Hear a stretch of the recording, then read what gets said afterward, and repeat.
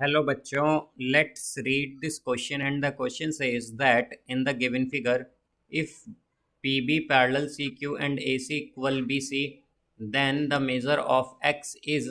Now let's see the options. Option A 20 degree, option B 60 degree, option C 30 degree and option D 35 degree. तो आइए अब इस question को यहाँ पर हम सॉल्व कर लेते हैं। इस क्वेश्चन में कहा गया है कि हमारे पास ये जो फिगर गिवन है इसमें बीपी पैरेलल है सी क्यू के, ए सी इक्वल है बी सी के, तो हमें मेज़र बताना है एक्स का, यानी कि एक्स की वैल्यू बतानी है।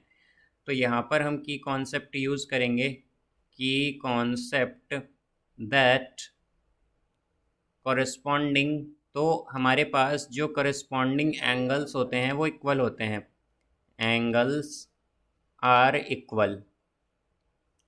तो यहाँ पर हम अगर देखें तो करस्पॉन्डिंग एंगल्स का क्या मतलब है कि अगर हमारे पास इस तरह से दो पैरेलल लाइंस हैं, हमारे पास यहाँ पर क्या है, दो पैरेलल लाइंस हैं, इन्हें हम मान लेंगे L1 L2। ये L1 है, ये L2 है। इसमें एक ट्रांसवर्सल है PQ। तो हमारे पास एंगल, ये एंगल 1 है और ये एंगल 2 है। तो यहाँ पर जैसा कि हम देख सकते हैं L1 क्या है, पैरेलल है L2 के, PQ क्या है, ट्रांसवर्सल है। तो हम कह सकते हैं एंगल 1 इक्वल होगा एंगल 2 के। अब यहाँ से हम अगर देखें तो हमारे पास ये जो फिगर गिवन है क्वेश्चन में, इसके अकॉर्डिंग बीपी पैरेलल है CQ के, और हमारे पास यहाँ पर BC क्या है, BC एक ट्रांसवर्सल है। तो हमारे पास क्या आएगा यहाँ पर, जो एंगल PBC है, एंगल PBC ये इक्वल हो जाएगा, यहाँ से अगर हम देखें तो हमारे पास 70 डिग्री के। अब यहाँ पर हम अगर एंगल PBC देखें तो एंगल PBC क्या है, एंगल PBC है हमारे पास 20 degree plus angle ABC is equal to 70 degree. तो एंगल ABC क्या हो जाएगा हमारे पास, 70 डिग्री माइनस 20 डिग्री, तो ये हो गया 50 degree.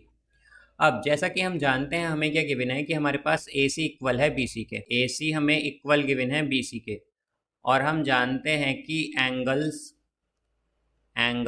Opposite to equal sides, जो एंगल अपोजिट होते हैं इक्वल साइड्स के, अपोजिट टू इक्वल साइड्स वो इक्वल होते हैं, आर इक्वल। तो यहाँ पर हमारे पास क्या होगा, तो यहाँ पर हमारे पास जो एंगल्स हैं, एंगल सी ए बी ये इक्वल होगा एंगल सी बी ए के।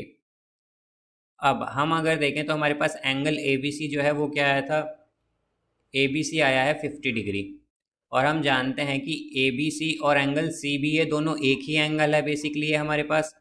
तो यहाँ पर एंगल सी बी ए और एंगल ए बी सी जो हैं ये दोनों सेम ही एंगल है, तो हम क्या कह सकते हैं कि यहाँ पर ये 50 डिग्री के इक्वल होंगे। तो यहाँ पर एंगल सी ए बी भी क्या आ गया हमारे पास, 50 डिग्री। अब हमारे पास जो एंगल्स का सम होता है ट्रायंगल में वो क्या होता है, 180 डिग्री। तो अगर हम ट्रायंगल लें यहाँ पर A B C, in triangle A B C, तो इसमें सभी एंगल्स का सम क्या होगा, अगर हम लें angle C A B plus angle C B A plus angle A C B, तो इन सब का सम क्या आएगा, 180 डिग्री, बिकॉज एंगल्स का जो सम होता है ट्राइंगल में वो 180 डिग्री होता है। तो यहाँ पर सी ए बी और सी बी ए 50-50 डिग्री हैं, तो ये आएगा 50 degree plus 50 degree plus angle A C B is equal to 180 degree. तो ये हो जाएगा हमारे पास angle A C B is equal to 180 degree minus 100 degree. तो एंगल ए सी बी क्या हो जाएगा, ये होगा हमारे पास 80 डिग्री। तो अगर ये 80 डिग्री है हम जानते हैं, और कि स्ट्रेट लाइन पर बना हुआ एंगल क्या होता है, 180 डिग्री।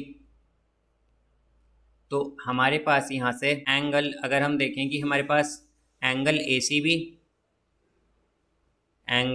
सी B plus x plus 70 degree इनका सम क्या होगा 180 डिग्री, बिकॉज ये स्ट्रेट लाइन पर बने हुए एंगल हैं और स्ट्रेट लाइन पर जो बना हुआ एंगल होता है उसका सम क्या होता है 180 डिग्री। या हम कहें कि एक स्ट्रेट लाइन पर बने हुए एंगल हैं इसलिए क्या है इनका सम 180 डिग्री।